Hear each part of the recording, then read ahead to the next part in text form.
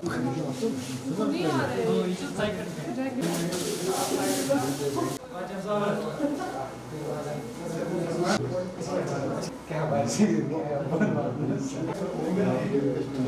alaikum and a very good afternoon to everyone. My name is Alfa. I'm working as a project associate in a Center of Excellence on Herbal Technology, this very lab. And I welcome you all to the practical session of this 1-week training program on medicinal and aromatic plants. As you have been attending so many lectures since yesterday from the reputed faculty of this institute and from other institutes, so I believe that I may not need to define what medicinal plants are and what are their importance. Still, in brief, I may tell you that medicinal plants form the backbone of traditional medicine as well as the modern medicine. In modern medicine, they play a role in modern therapeutics, they play a role in nutraceuticals, they play a role in cosmetics, etc. and etc. But if we directly tell that medicinal plant has a therapeutic value, it's a very big term. For that, you may need to go for preclinical trials, clinical trials, in vitro testing, in vivo testings, etc. That's why we give medicinal plant first. In order to commercialize your product, initially you can give that as a nutraceutical or a functional food. Because for that you may not need much certification. You just need a FSSAI certification, that's it, and you can get that for your nutraceutical or a functional food. This is one part where you can commercialize your medicinal plants, how you can easily commercialize your medicinal plants. But where comes the role of lab is that there remains a problem with the identification of medicinal plants. Often medicinal plants are misled with other plant. One medicinal plant is misled with the other medicinal plant either deliberately or unknowingly. Fine. For example, we got a sample from police department. They sent us a sample on the name of Susulia costus, but when we did the authentication, it was not the cod, it was some, I guess, Robinia, kicker. Okay, but they misidentified that with Susulia costus on the basis of visual identification. Like there are so many reputed taxonomists available in the valley or outside the valley. They identify medicinal plants just on like what is the leaf shape, what is the leaf color, or what is the appearance. But that is a proper identification, but sometimes उनको भी गलतियाँ हो जाती है. For that matter, we need to go at the DNA level, and in this lab we do the same thing. We identify the medicinal plants on the molecular level. We extract their DNA, we amplify that, okay, because DNA is like a fingerprint of an organism. My DNA is different, his is different, yours are different. Similarly, plants' DNA are different. Actually, there are the regions in the DNA. In short, I mean, you are all educated, right? You are all from science background. Okay. I may tell you like this. See, everybody has a DNA. Plants has a DNA. There are some conserved regions, and there are some different regions. Conserved regions means they are conserved in all the organisms. Like we have one region in plants, that's ITS region, internal transcriber spacer. It's present in almost it's present in all the plants. That ITS region is highly conserved as well as highly variable. We take that as a hit. We amplify that region in the plant DNA, and we sequence that region, and through that, by the sequencing, we can come to know what the plant is actually. First, in that process, we do the thing that we extract the DNA. You have any question? No, ma'am. Okay. We extract the DNA from any plant sample through different protocols. For example, we do here the CTAP protocol. In that, we use a reagent as a detergent. We crush our plant material in that detergent and we extract the DNA. Then we check the quality of DNA using this instrument. This is gel electrophoresis. Okay, agarose gel electrophoresis. We make a gel. I'm just giving you an idea because in 40 minutes it's not possible to do the DNA extraction then to do the gel. That's why I'm giving the gist of all the things which we do here and which are beneficial in the medicinal and aromatic plant sector. We do the gel electrophoresis. Fine, we make a gel, we make the holes, we stain it with a dye. Dye is necessary because because of that only the DNA becomes visualized. In short, I may tell you that we extract the DNA using different protocols, different instruments. There are so many instruments available in the market which automatically extract the DNA. Or we extract the DNA using the reagents. Or we have different kits who extract the DNA very easily. We extract the DNA, we run the gel and see if DNA is really extracted or not. And what is the quality of the DNA. For the quality matter, we use that instrument, this UV visible spectrophotometer. Okay, we check the absorbance, their specific ratio where the absorbance should lie. Then we come to know that if this DNA is pure or not. Finally, then we do the thing that we amplify any part of that DNA. We use ITS amplification or RBCL amplification. These are some regions in the DNA. I'm not sure if you are properly getting me or not, but I'm trying to make you understand in DNA extraction what we can do. What is the scope of DNA extraction in the medicinal and aromatic plant sector. We amplify some part of DNA, then we send those amplified products to different laboratories or to different institutes. They sequence that. Fine. See, we have 4 bases, like we have adenine, guanine, cytosine, thymine, and in animals, I think in RNA there is uracil in place of, I think, guanine, in place of cytosine, sorry. In the same way, in plant DNA they have adenine, guanine, cytosine, thymine. In sequencing, they see the arrangement of these 4 bases only. How these 4 bases are arranged, because every organism has a different arrangement of these 4 bases. Okay, they give us the arrangement of those 4 bases, adenine, guanine, cytosine, thymine.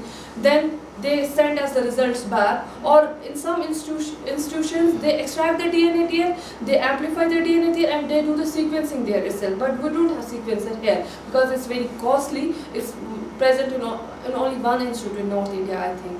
It's not present here. We sequence that DNA and then we run a similarity search of that sequence on the NCBI database. NCBI database is already made. Fine. We put our required sequence, our own sequence in that database. Then we do the BLAST search, BLAST N search. You can write down, you can do the NCBI database, you can open. Then you can open the BLAST N, BLAST nucleotide, because we are dealing with the nucleotides. Adenine, guanine, cytosine, thymine, they are all nucleotides. Fine. You know the difference between nucleosides and nucleotides? Difference in phosphate. Fine. You know what are purines, pyrimidines? We have read them. Right. Anyways, but you have idea what I am talking about. Fine. It's only matter of that. Bases, nucleosides, nucleotides, purines, pyrimidines. Finally, after talking about purines, pyrimides, nucleosides and nucleotides, we get only 4 things, that is adenine, guanine, cytosine and thymine. Fine, we get that arrangement, we run the BLAST search of those nucleotides in the NCBI database and we get to know to what organism it is similar to. Okay, for example, I am doing the same for Lavandula angustifolia, lavender. Fine, I get the sequence. If I'm assuming that it's Lavandula angustifolia, fine, I see the similarity search with the Lavandula angustifolia. Maybe sometimes we mismatch the species also. Like I say it's Thymus linearis. It's never necessary that it's Thymus linearis only. It may be Serifilum, it may be Sylvestris. Right? These things we do in this lab, and we can do with the DNA extraction. For that matter, we have here RT-PCR.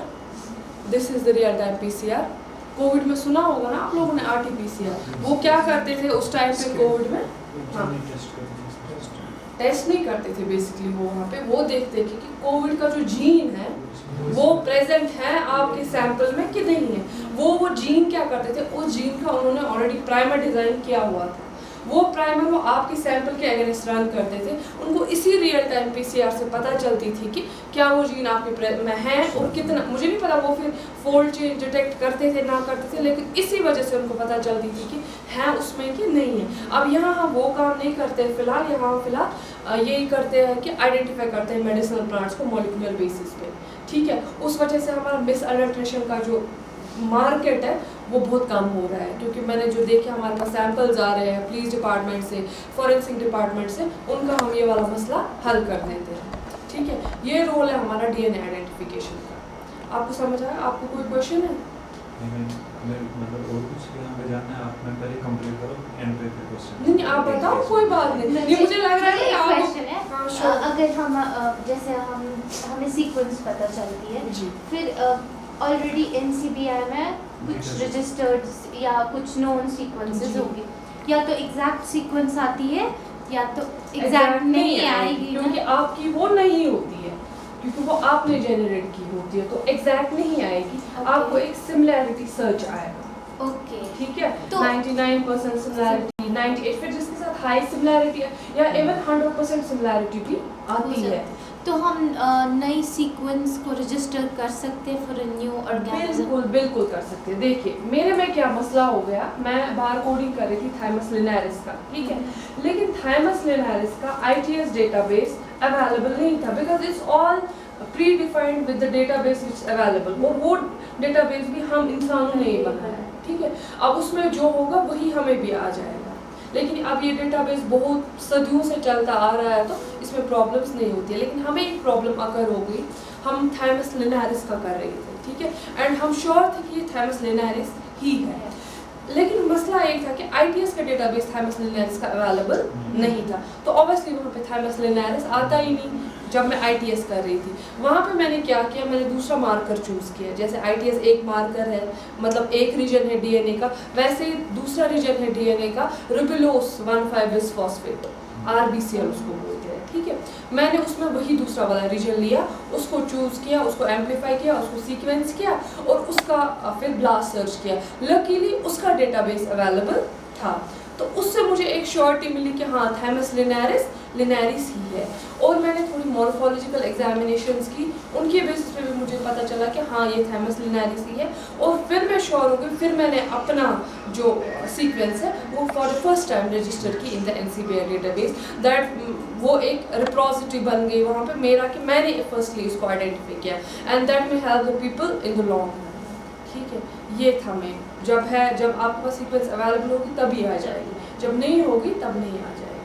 हाँ, तो दूसरी चीज़ हम यहाँ पे क्या करते हैं, फिर हमारा उसके बाद जब हम पहले डीएनए एक्सट्रैक्ट करते हैं, उसकी हम जेल चलाते हैं, जेल हम फिर विजुअलाइज करते हैं इस पे, इसका है, ये है जेल डॉक्यूमेंटेशन सिस्टम चल रहा है। हाँ, मैं आपको अभी दिखाऊंगी, थोड़ा आपको आइडिया मिल जाएगा। हमें नहीं ऐसे डीएनए दिखता है, वैसे डबल हेलिक्स, वो हाइड्रोजन बॉन्डिंग, वो हमें नहीं दिखता है, हमें हेलिकल स्ट्रक्चर नहीं दिखता, हमें एक बैंड्स दिखते हैं। बैंड से हमें पता चल जाती है कि हाँ डीएनए अवेलेबल है कि नहीं है। आपको दिखाऊंगी। अब अगर ये दिन का होता ना, हम लोग दिन में पूरा डीएनए एक्सट्रैक्ट करते, एम्पलीफाई भी करते, तो पता चल जाती। ये क्यों नहीं पता चल रहा है तब से? ये तो आपने देखा होगा, तुम इसको तब तक ट्राई करो। हाँ, मैं आपको इससे भी दिखाऊंगी, ये पता नहीं, तुम इसको ये तब तक ट्राई करो। आपने ये देखा आपने, ये है हमारा आरटीपीसीआर, ठीक है। मैं आपको ऐसे दिखाऊंगी। आप सब लोग ने डीएनए एप्लीकेशन पढ़ा होगा ना, 12th तक सबका साइंस है। मैं दिखाऊंगी आपको, देखो हम लोग क्या पढ़ते हैं डीएनए एप्लीकेशन में, पहले हमारा क्या हो जाता है, डीनेचुरेशन, ठीक है। वो हमारा ये वाला स्टेप है पहला, इनिशियल डीनेचुरेशन। मतलब एक्चुअल में सच में तब लगता है ना कि सारा फर्जी है, क्या पता कैसे होता होगा, क्या होता होगा। जब हम डीएनए सैंपल इस में डालते हैं ना, इस वाले,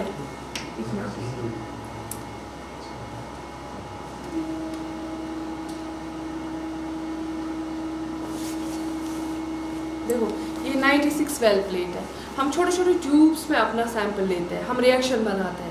रिएक्शन में हम लोग क्या करते हैं, हम लोग उसमें डीएनए डालते हैं। हमारी बॉडी में क्या होता है, डीएनए इलोंगेटर्स होते हैं, वो हमारे न्यूक्लियोटाइड बेसिस को इलोंगेट करते जाते हैं। आर्टिफिशियली हम लोग आर्टिफिशियली डिज़ाइन करते हैं ये न्यूक्लियोटाइड बेसिस, उनको बोलते हैं डीएनटीपीस, ए जी सी टी, ये हम पूरा आर्टिफिशियली, हम इस डीएनए सैंपल में, हमारा सैंपल रहता है डीएनए सैंपल, उसमें हम डीएनटीपीस ऐड करते हैं, हमारा प्राइमर उसमें ऐड होता है, और सबसे इम्पॉर्टेंट हमारा उसमें क्या होता है, टैग पॉलीमरेज, ठीक है। क्योंकि हमारी बॉडी में नेचुरली प्रेजेंट है पॉलीमरेज 1, पॉलीमरेज 2, पॉलीमरेज 3, लेकिन आर्टिफिशियली भी तो हमें पॉलीमरेज चाहिए ना, अब हम वो वाले पॉलीमरेसेस आर्टिफिशियली यूज़ नहीं कर सकते हैं, बिकॉज एट हाई टेम्परेचर वो वाले पॉलीमरेसेस डिग्रेड हो जाते हैं। उस वजह से हमने क्या किया है, एक स्पेशल टैग पॉलीमरेज डिज़ाइन किया है साइंटिस्ट्स ने। वही टैग पॉलीमरेज हम लोग इस रिएक्शन में यूज़ करते हैं, क्योंकि वो टैग पॉलीमरेज डिराइव किया गया है from thermos aquaticus.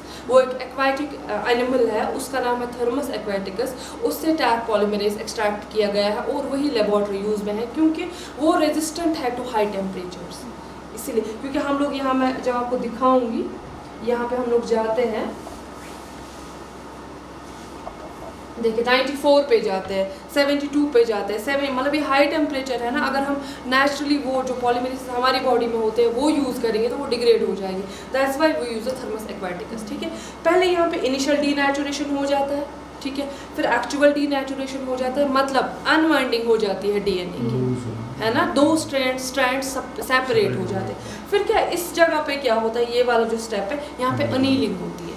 Annealing means कि जो प्राइमर है, ITS नहीं, ख़त्म नहीं, जो ITS प्राइमर है या RBCL प्राइमर है, या अगर आप, इट्स नॉट नेसेसरी कि हम लोग बस प्लांट्स का DNA आइडेंटिफाई करें, एनिमल्स, फंजाई, बैक्टीरिया सब, लेकिन हर एक का अपना अपना स्पेसिफिक रीजन होता है DNA का। जैसे प्लांट्स में ITS है, फंजाई में भी ITS है, एनिमल्स में COI1 है या साइटोक्रोम ऑक्सीडेज है, ऐसे ऐसे हर किसी का हमने अपना पर्टिकुलर रीजन आइडेंटिफाई करना है, जो हर ऑर्गेनिज्म में कंजर्व होगा और हर ऑर्गेनिज्म में डिफरेंट होगा। ठीक है, जिससे हमें, क्योंकि ITS जब कंजर्व है तब हम ले रहे हैं कि नहीं हमें ITS ही लेना है, वरना कैसे पता चलेगी कि इसमें भी ITS प्रेजेंट है, इसमें भी ITS प्रेजेंट है। साइंटिस्ट्स ने ऑलरेडी वैलिडेट किया है कि ITS सबसे ज़्यादा कंजर्व और सबसे ज़्यादा वेरिएबल रीजन है। उसके कुछ पार्ट्स कंजर्व्ड है, उसके कुछ पार्ट्स वेरिएबल है। ठीक है, इस पार्ट पे क्या होता है, यही प्राइमर बाइंड होता है हमारी 2 स्ट्रैंड्स के साथ। स्ट्रैंड सेपरेट हो गई, इधर पे प्राइमर बाइंड हो गए, और इधर पे फिर क्या होता है, इस 5वें वाले स्टेप में इलोंगेशन हो जाती है। जब प्राइमर बाइंड हो गया, प्राइमर भी क्या सीक्वेंस है, वो भी न्यूक्लियोटाइड सीक्वेंस ही है, उसमें भी हमारा एडेनिन, गुआनिन, थायमिन, साइटोसिन ही है। ठीक है, RNA में यूरेसिल होता है, साइटोसिन। फिर वही जो हमने टैग पॉलीमरेज डाला होता है वो क्या करता है, यहाँ पे हमारी ये DNA स्ट्रैंड है, ठीक है, यहाँ पे हमारा प्राइमर बाइंड हो गया, यहाँ से टैग पॉलीमरेज आएगा, बैठेगा और ये इलोंगेट करता जाएगा। और ये वाला साइकिल हम रिपीटिशन पे लगाते हैं, लगभग 30-40 cycle depending on the protocol. जब साइकिल रिपीट होता जाएगा उतने न्यूक्लियोटाइड्स ऐड होते जाएंगे। फाइनली जब हमारा ये ख़त्म होता है, हम निकालते हैं इससे अपना प्रोडक्ट, उसको फिर से हम यहाँ पे जेल डॉक पे विजुअलाइज करते हैं कि क्या सच में हमारा रीजन एम्पलीफाई हुआ है कि नहीं हुआ है। मैं आपको दिखाऊंगी। इसमें हम क्वालिटेटिव एस्टिमेशन या क्वांटिटेटिव एस्टिमेशन, मतलब अगर हम करते हैं, suppose we have different medicinal plants, तो उन मेडिसिनल प्लांट्स का जो डिफरेंट साइकिल नंबर होता है या कुछ, आप कैसे क्वांटिफाई करते हो उस चीज़ को? नहीं, देखो मैं क्या करती हूँ, साइकिल नंबर, पहले literature is a very important thing, लोगों ने जो मेंशन किया है। दूसरा मैं क्या काम करती हूँ, मैं पहले इस पर हिट एंड ट्राई करती हूँ। मैं पहले देखती हूँ कि जीनोम कितना बड़ा है, ठीक है, जितना जीनोम बड़ा होगा, जितना बेस पेयर जीनोम बड़ा होगा, उतने हमें साइकिल ज़्यादा लगाने हैं और उतना हमें इलोंगेशन टाइम भी ज़्यादा रखना है।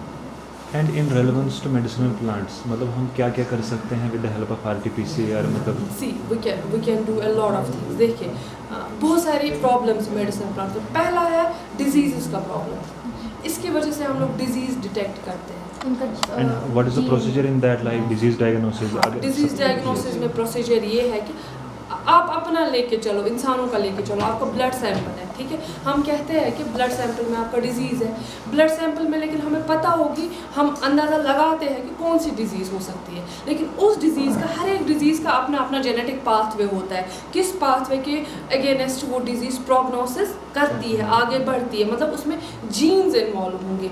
हम वही जीन्स उठा के लेते हैं, उन जीन्स के अगेंस्ट प्राइमर डिज़ाइन करते हैं, ठीक है, प्राइमर्स भी क्या है, यही बेसिस ही प्राइमर डिज़ाइन किए, फिर देखा कि क्या ये डिजीज़ सच में प्रेजेंट है, सिंपल यही, फिर PCR चलाया, पता चली कि ये डिजीज़ प्रेजेंट है या नहीं है। एज पर द लेक्चर्स जो हमने वहाँ पे सुने मल्टीपर्पज़ हॉल में, वहाँ पे ये बताया गया कि मेडिसिनल प्लांट्स में अभी तक कोई डिजीज़ नहीं हुई है, तो अब अगर होती भी हैं डिजीजेज, बट मतलब there might be some diseases which are unknown to us, तो अगर हाँ। कोई अननोन डिजीज़ फॉर एग्जांपल किसी मेडिसिनल प्लांट में होती है तो उसको हम कैसे देखेंगे?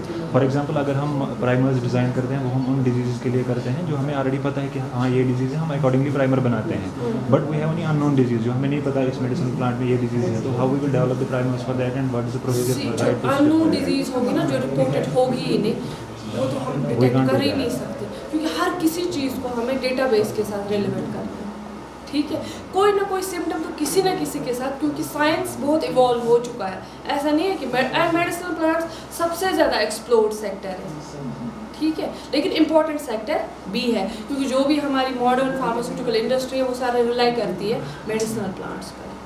और वो लोड कैसे देखते हैं? For example there is disease, for example हाँ। प्रेगनोसिस ऑफ डिजीज है ना, लोड कैसे देखते हैं वो हम देखते हैं फोल्ड चेन से। तब हमारा काम आता है यहाँ पे, जो मैं ये वाला काम करती हूँ, ये सिंपल एक पीसीआर का काम है, पॉलीमरेज चेन रिएक्शन, है ना। जब मैं डिजीज का करती हूँ या जब तुम लोड देखते हो, तब मैं इसको एज रियल टाइम पीसीआर चलाऊंगी, आरटी-पीसीआर चलाऊंगी। उसमें क्या करते हैं काम हम, उसमें हम देखते हैं कि जीन्स कितने एक्सप्रेस हो गए। किसी डिजीज, तुम कह रहे हो ना कि डिजीज का लोड, हमें उस जीन का पता होगा कि इसका मैकेनिस्टिक पाथवे क्या है। हम देखेंगे कि वो वाला पर्टिकुलर जीन या पर्टिकुलर सेट ऑफ जीन कितने एक्सप्रेस हो रहे हैं। हमें उसमें फोल्ड चेंज एक मिलता है। वो फोल्ड चेंज हम जैसे आप लोगों ने मुझे नहीं पता, आप लोगों ने पता होगा, डेल्टा सी मेथड है, उस वजह से हम लोग फोल्ड चेंज निकाल लेते हैं। उससे हमें पता चलता है कि कितना लोड है, 2 फोल्ड ज़्यादा है, 3 फोल्ड ज़्यादा है, 4 फोल्ड ज़्यादा है। Relation between the threshold and the cycle number kind of.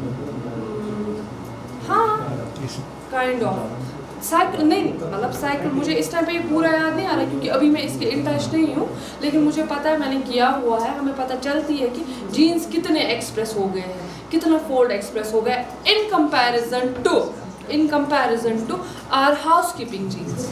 क्योंकि देखो, कुछ जीन, जैसे मैं आपको बोला ना कि कुछ रीजन्स है वो कंजर्व्ड है, ठीक है, वैसे ही कुछ जीन्स हमारी बॉडी में ऐसे हैं जो एक्सप्रेस होते ही होते हैं, चाहे कोई भी कंडीशन है ना। जैसे एक्टिन है, ठीक है, एक्टिन है, जैसे गैप डीएच है। हम क्या करते हैं, डिजीज वाले जीन्स को उन्हीं जीन्स के अगेंस्ट लगाते हैं। और इसमें हमें कुछ ग्राफिकल मतलब एक्सप्रेशंस हाँ, आराम से मिलते हैं। मेरा लैपटॉप शायद अंदर है, वरना मैं आपको दिखाती कि कैसे मिलता है। मैं आपको अंदर दिखाऊंगी कैसे मिलता है, ठीक है।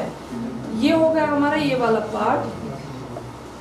और अगर आप नॉर्मली दिखाओगे कि जब सैंपल लोड करते हैं तो प्रोसीजर क्या है, वो टाइम कितना लगता है इसमें to read one sample in? हाँ, देखो क्या होता है, नहीं, हम जब ये इसमें सैंपल लोड करते हैं ना, देखो टाइम इसका मैं बताऊंगी आपको, 1 सेकंड। हाँ, मैं आपको एक प्रोडक्ट दिखाऊंगी, आपको थोड़ा आइडिया आएगा। Can we make video? या श्योर। ये मैंने रिएक्शन बनाई है, ठीक है, ये वाली रिएक्शन मैंने बनाई है, ये मैंने टेबल पे बैठ के बनाई है। इसमें मैं अपना सारा रिक्वेस्टेड जो भी है, मेरा DNTPs है, DNA है, प्राइमर है, टैग है, सारा डाला हुआ है इन स्पेसिफिक रेशोज, वो मैंने कैलकुलेट किया है according to the protocol. Reaction बना के हम इस ट्यूब को इसमें डाल देते हैं, ठीक है, 96 वेल प्लेट में, ठीक है, 96 वेल प्लेट है। इसका क्या है, इस वेल का टेम्परेचर वैरी होता है। इसमें क्यों 96 वेल्स है, क्योंकि सबका टेम्परेचर वैरी होता है। सबका नहीं, मैं कहूँगी जो ऐसे है ना कॉलम के हिसाब से, इसका अलग टेम्परेचर हम रख सकते हैं, इसका अलग रख सकते हैं, इसका अलग, इसका अलग, इसका अलग, इसका अलग, इसका अलग, इसका अलग, लेकिन यहाँ से वो वाला टेम्परेचर सेम रहेगा, ठीक है। इसका मतलब है 1 2 3 4 5 6 7 8, ये 8 वेल्स है ना, इन 8 वेल्स का हम 8 टेम्परेचर्स रख सकते हैं, ठीक है। क्योंकि जब भी हम कुछ सेट करते हैं कि अनीलिंग टेम्परेचर क्या होना चाहिए, तब हमें डिफरेंट टेम्परेचर चलाने होते हैं। खैर, इस टाइम पे हम लोग 1 टेम्परेचर पे लगाएंगे, ठीक है। रखा सैंपल, क्लोज लिड किया,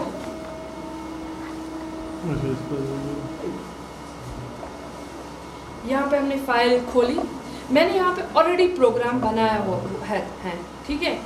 पढ़ के, लिटरेचर से पढ़ के या खुद से हिट एंड ट्रायल करके, डिफरेंट मेथड्स अडॉप्ट करके मैंने सेट किया है कि मेरा सबसे ज़्यादा बेस्ट रिजल्ट आता है जब मैं इनिशियल डीनेचुरेशन 3 मिनट्स के लिए करती हूँ 94 डिग्रीज पे, एक्चुअल डीनेचुरेशन 30 सेकेंड्स के लिए करती हूँ 94 पे, फिर मेरा प्राइमर बाइंड होता है 55 डिग्री सेल्सियस पे।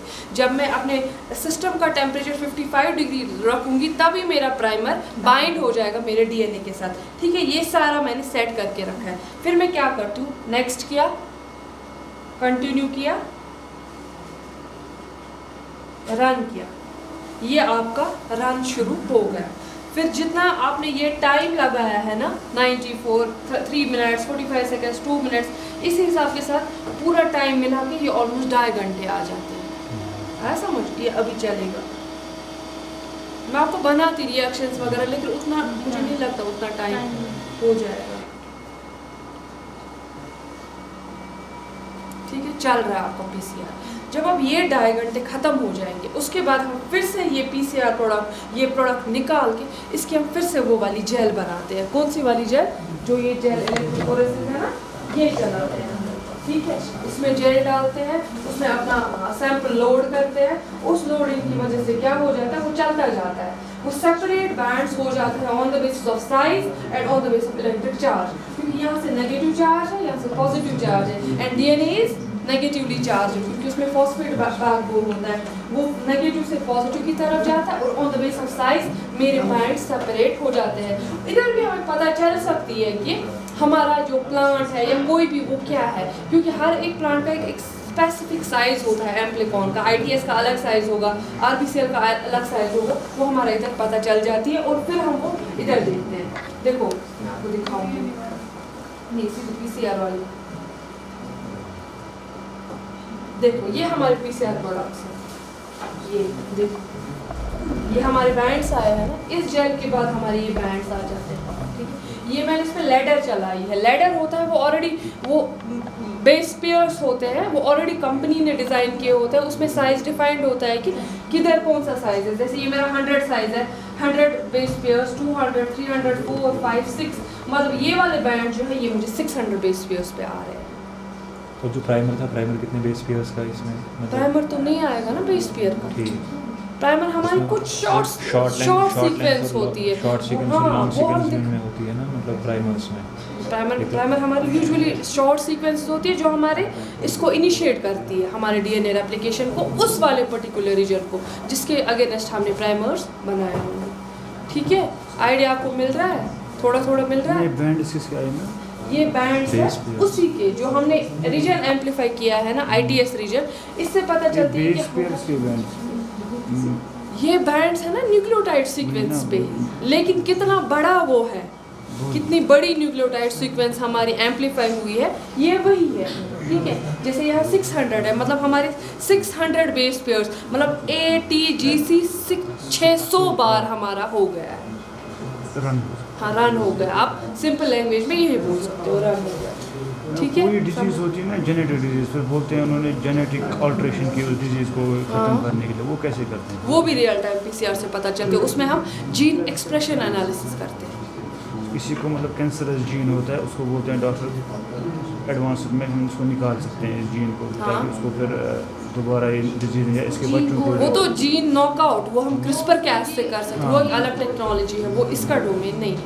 उसको हम जीन नॉकआउट करते हैं क्रिस्पर कैसे, हम वहाँ पे जीन वो रीजन कट करते हैं, फिर उस वजह से जीन निकल आता है, फिर हम वो फिर से बांधते हैं। बेस ऑल्टरनेट आती है ना, मतलब एक ही जगह बेस एक निकाली तो बस हो गया, वो तो दूसरी बेस में भी एक्सप्रेस हो सकता है वो जीन की, वो एक ही जीन में। मैं आपको ये बताऊंगी, मेरा वो डोमेन नहीं है, क्योंकि जो भी हमारा जो साइंटिफिक डोमेन है वो हर किसी का एक छोटा सा होता है। आप जितने भी जीन्स है ना आपके, इसमें आपको ब्लड सैंपल देना होता है। ठीक है, जीन को टेस्ट कराना होता है, आपके जितने भी जीन्स हैं एनालाइज करते हैं और देन दे सी कि आपकी बॉडी में कोई म्यूटेशन तो नहीं हुई है जीन्स में। नहीं, इसका वो नहीं है, इसका में होना मतलब ये, अगर हम प्लांट्स में देखें, प्लांट्स में तो ब्लड नहीं है, प्लांट्स में तो डिफरेंट प्रोसीजर्स होंगे, मतलब ये प्लांट्स का भी देखो, प्लांट्स का तो सिंपल है ना, प्लांट्स का आरएनए एक्सट्रैक्ट कर लो, डीएनए नहीं, डीएनए से तो डिजीज आपको पता नहीं चलेगी, डीएनए जैसे जेनेटिक मार्कर, आप आरएनए एक्सट्रैक्ट कर दो, क्योंकि देखो डीएनए से क्या बनता है, आरएनए, आरएनए से फिर क्या बनता है, प्रोटीन, प्रोटीन ही बेसिकली आपका बिल्डिंग ब्लॉक है। इसका मतलब है प्रॉब्लम जहाँ पे डिजीजेस की आएगी ना, वहाँ पे आरएनए लेवल पे आपको देखना है, आपने आरएनए निकालना है। लेकिन आरएनए में क्या प्रॉब्लम है, वो आप डायरेक्टली आरएनए इसमें नहीं डाल सकते हो, आरएनए को आपको कॉम्प्लीमेंट्री डीएनए में पहले कन्वर्ट करना पड़ेगा, क्योंकि आरएनए इसमें डिग्रेड हो जाएगा टेम्परेचर पे, cDNA बनाना पड़ेगा, फिर उस cDNA में आपको जीन्स लगाने पड़ेंगे एक्सप्रेशन एनालिसिस के। मतलब प्लांट मटेरियल है, मतलब जो भी हम बायो से for example what kind of medicinal plant areas, तो उसमें कौन-कौन से स्टेप्स रहते हैं और यहाँ इस टाइप कौन-कौन से स्टेप होते हैं? आइडेंटिफिकेशन में सबसे इम्पॉर्टेंट है डीएनए बारकोडिंग। डीएनए बारकोडिंग यहाँ सारा होता है, and this is a commercial lab. किसी को भी आपको DNA बार कोडिंग करानी होगी, फाइटोकेमिस्ट्री का ये एक पार्ट है, ठीक है। मैं आपको दूसरा पार्ट भी बोलने वाली हूँ। DNA आइडेंटिफिकेशन करानी होगी, वो हमारे पास भेज सकता है, हम लोग सैंपल्स एनालाइज करते हैं, ठीक है। वो प्रॉब्लम नहीं है, क्योंकि medicine no database is very easy, that is free of cost. आप लोग सैंपल गूगल में आप NCBI सर्च कर लो, nucleotide centre for biotechnology information, आप वो सर्च करो, क्लिक करो, it's just a click away. वो सिमिलैरिटी देगा, सिमिलैरिटी इंडेक्स देगा, ठीक है। दूसरा पार्ट हमारा क्या है इसमें, दूसरा पार्ट ये है कि सबसे इम्पोर्टेंट चीज़ जो है, अब ये तो होगा आइडेंटिफिकेशन है, दूसरा पार्ट है हमें पता है कि मेडिसिनल प्लांट्स बहुत बेनिफिशियल है, ठीक है, लेकिन हमें ये नहीं पता है कि मेडिसिनल प्लांट्स के कौन से कॉन्स्टिट्यूएंट्स एक्चुअली बेनिफिशियल हैं। क्योंकि जब आप किसी भी बंदे को रॉ मेडिसिनल प्लांट दोगे, उस मेडिसिनल प्लांट में बहुत सारी चीज़ें फ़ायदेमंद भी होगी, क्योंकि ये लोग बोलते हैं ना कि without side effect. No, medicinal plant is included with effects, क्योंकि उसमें कुछ टॉक्सिक कंपाउंड है जो आपने अगर उसकी थ्रेशोल्ड लेवल क्रॉस की ना तो इंसान मर भी सकता है। जैसे एकोनिटम हेटेरोफाइलम में एकोनिटीन है, दैट इज़ ए न्यूरोटॉक्सिन।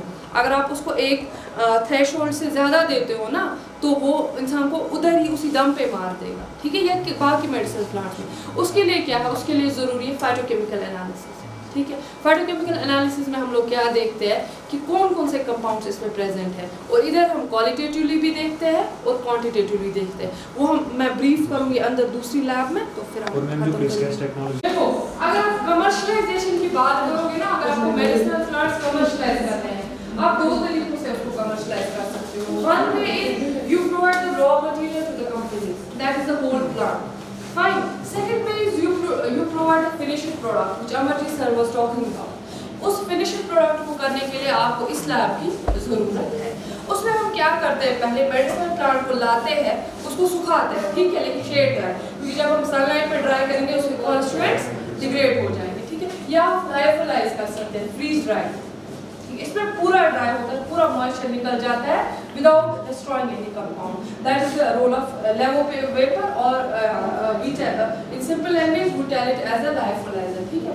पहले हम जो मेडिसिनल प्लांट ड्राई वाई किए, पहले हम उसका एक्सट्रैक्ट बनाते हैं, ठीक है, पर्टिकुलर सॉल्वेंट में, क्योंकि देखो मेडिसिनल प्लांट्स में डिफरेंट टाइप्स ऑफ मॉलिक्यूल्स होते हैं, कुछ पोलर होंगे, कुछ नॉन पोलर होंगे, कुछ मिड पोलर होंगे। सिंपल लैंग्वेज में कुछ का ताकत ज़्यादा होगा, कुछ का ताकत कम होगा, कुछ का ताकत में, या कुछ ऑर्गेनिक होंगे, उनको एक्सट्रैक्ट हमें मत, क्योंकि एक ही सॉल्वेंट में हमें वो सारा नहीं आ जाएगा। जब हम वाटर एज अ सॉल्वेंट, या आप लेके चलो हम पहला वाला सॉल्वेंट यूज़ करते हैं हेक्सेन। हेक्सेन में इट्स नेवर नेसेसरी कि आपको मेडिसिनल प्लांट्स का सारा पार्ट उस हेक्सेन में आ जाएगा, इसलिए हम लोग डिफरेंट सॉल्वेंट्स यूज़ करके मेडिसिनल प्लांट का एक्सट्रैक्ट बनाते हैं। और ये वाली जो मशीन है इट्स ऑटोमेटिक। हम लोग यूजुअली क्या करते हैं, नॉर्मल सॉक्सेट अपैरेटस यूज़ करते हैं, उसमें एक तो टेम्परेचर का मसला रहता है, फटने का मसला रहता है, आपकी एनर्जी भी उसमें हो जाती है, वोल्टेज फ्लक्चुएशन भी हो जाती है। इसलिए इस लैब ने for the first time I think in this valley ये वाला इंस्ट्रूमेंट लाया है, यूनिवर्सल एक्सट्रैक्टर। इसमें सारा ऑटोमेटिक है, हमें बस यहाँ पे सॉल्वेंट चूज करना है, बाकी उस सॉल्वेंट की क्या कंडीशंस रहेंगी, रेंज कितना रहेगा, टेम्परेचर कितना रहेगा, वो सारा इसमें इनबिल्ट है, बाय डिफॉल्ट है। हम सिंपल यहाँ पे मैंने सैंपल 2 लगाए हैं, हम सिंपल उसको रन करते हैं, यहाँ पे मैंने सॉल्वेंट भी दिया है, ये रन हो जाएगा और हमारा एक्सट्रैक्ट बनता जाएगा। एक्सट्रैक्ट मतलब जो हमने इसमें सॉल्वेंट डाला है ना, सॉल्वेंट मैंने मेथनॉल डाला है, जो सॉल्वेंट में डिसॉल्व कंपाउंड्स हो रहे होंगे वो सब उस एक्सट्रैक्ट में आ जाएंगे, ठीक है। इसलिए हमें हमेशा जब भी आप एक्सट्रैक्ट बनाते हो ना, डिफरेंशियल पोलैरिटी यूज़ करनी होगी। मे बी आप में से बहुत सारे लोग इसके लिए जाएंगे फॉर PhD या कुछ, हमेशा यूज़ करना डिफरेंशियल एक्सट्रैक्शन। पहले स्टार्ट करना नॉन पोलर से, क्योंकि नॉन पोलर कंपाउंड्स उस सॉल्वेंट में आ जाएंगे, फिर पोलैरिटी बढ़ाते बढ़ाते बढ़ाते वाटर पे आ जाएगा, क्योंकि सबसे ज़्यादा पोलर कौन सा है, वाटर।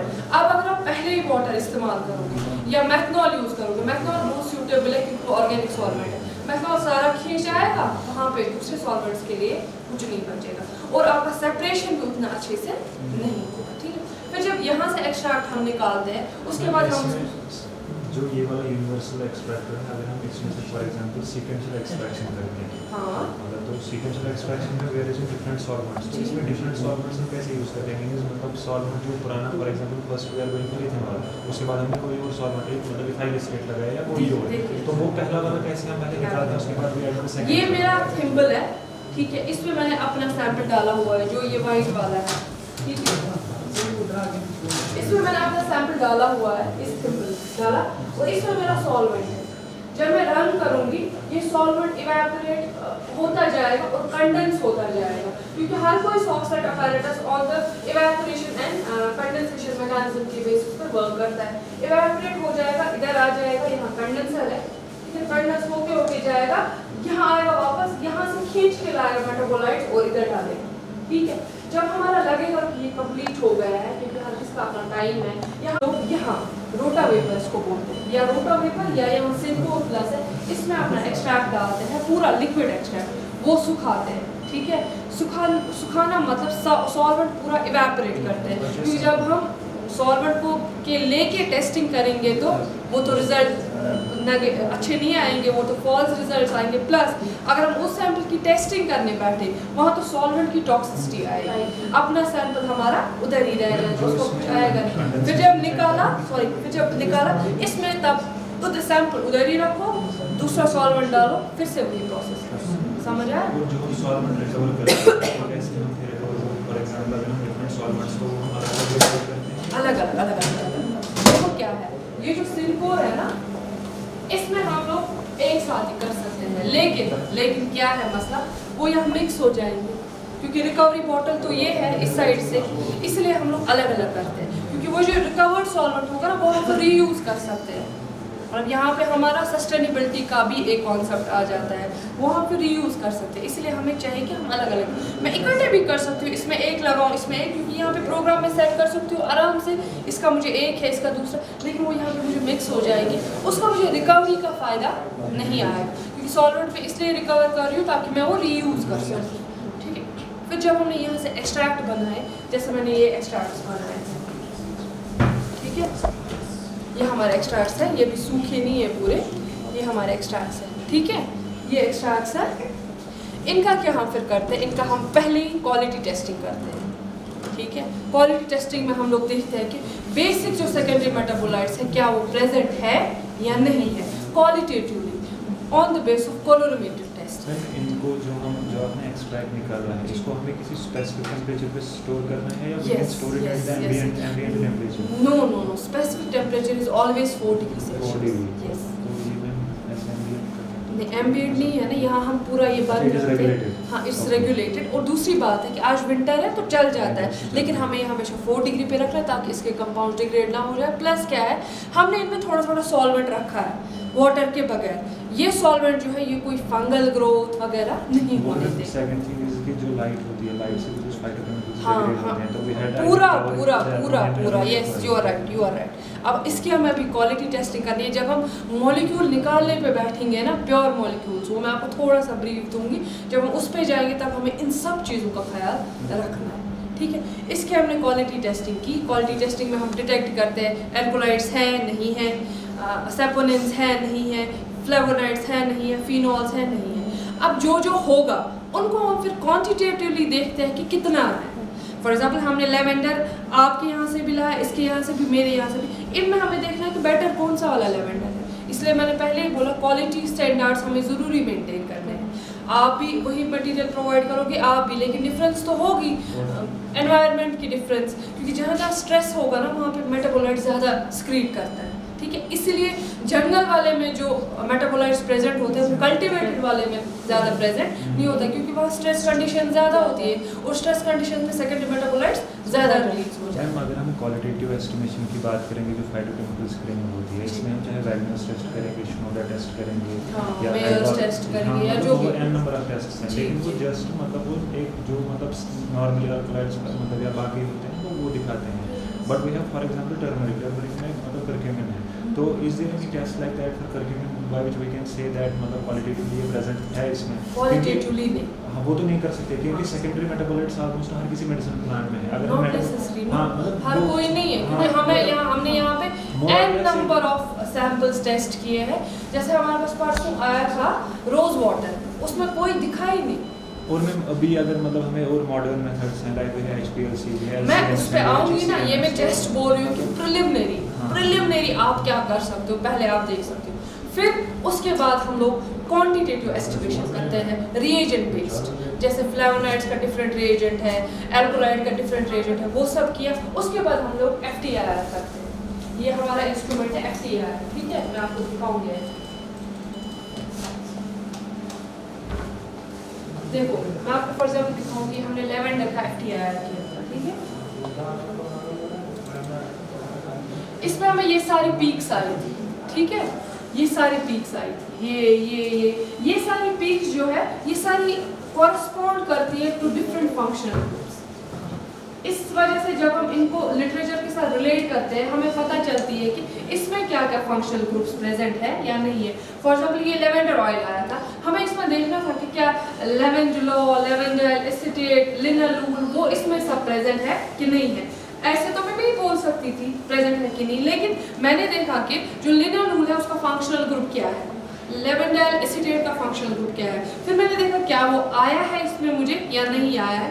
इससे मुझे एक जिस्ट मिल जाता है कि क्या मैं आगे इस सैंपल को बढ़ा सकती हूँ फर्दर एनालिसिस के लिए या नहीं, ठीक है। ये एक बहुत ज़्यादा इंपॉर्टेंट इंस्ट्रूमेंट है बेसिक लेवल पे। फोरियर ट्रांसफॉर्म इंफ्रारेड स्पेक्ट्रोस्कोपी, ये इंफ्रारेड रेडिएशंस पे वर्क करता है, ठीक है। फिर आती है बात सबसे ज़्यादा इंपॉर्टेंट इंस्ट्रूमेंट की, वो है LCMS, ठीक है। LCMS या GCMS जो आप बात कर रहे हो ना, वो हम इससे पता चल जाएगी कि इसमें वो कंपाउंड पर्टिकुलर कंपाउंड प्रेजेंट है या नहीं। ये मैं अभी और स्लाइड में इससे ये LCMS है, इसमें हम साइड करते हैं, साथ में करते हैं, उस वजह से हम जैसे हमारा आपका कंपाउंड ऑफ इंटरेस्ट आप इसमें स्टैंडर्ड